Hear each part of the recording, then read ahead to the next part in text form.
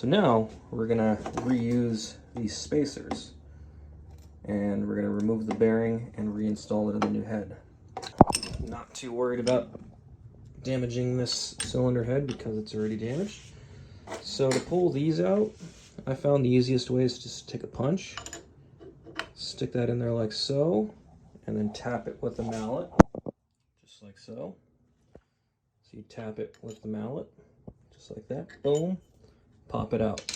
And then on the other side, you just do the same thing, you just pop it out.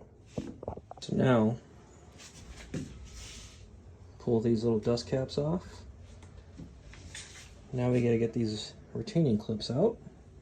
So what I like to do is take a little valving shim, stick it in there like so. Easy peasy. Pop that out. So now I'm going to use this Motion Pro shock bearing puller. It's a pretty handy tool to remove these bearings. So you got the clip out on that one side. So now you can push that bearing all the way through. So you're going to grab your 17mm socket. You're going to have that other end either, it's easier for me filming to put it on a vise, but you can do this with a wrench on the other side and a ratchet on this side. Just do it with two hands, but I only have one hand, so let's do this. So start pushing down on it, and it's starting to go.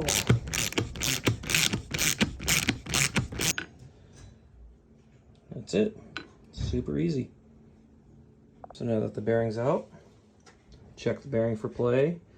Everything feels good, so we're going to reuse that. Now we're going to use that same clip, or that same shim, and pull the clip out. Just like that. Easy. So now that we have the new head, we are going to put it on the vise with the soft jaws, very gently. And we're going to install one of these clips. It's pretty stupid easy. There you go. Now we're going to install the bearing. Alright, now you want to spend some time making sure you got the bearing nice and square. You got good engagement here. It's not cocked in one direction or the other. Nice and square. Make sure everything's just nice and square. Use a little bit of heat. Then, it's kind of hard to do this one hand, but I'll try and just start screwing it in. If it doesn't want to go in easily, just stop. And this is easier with two hands.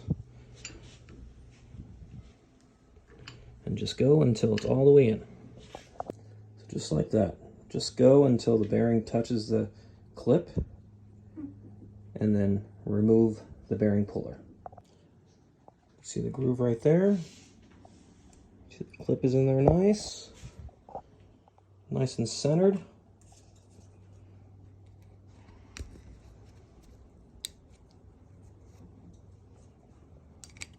sure it's in the groove nice. Good to go. Now that the bearing's installed, clip's installed, you can go and install these little dust seals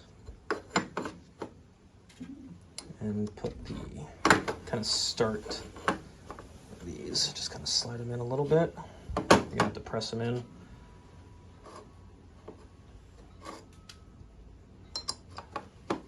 Let's get them started and then put it on your vise. And now, just squeeze them in, press them in, and that's it.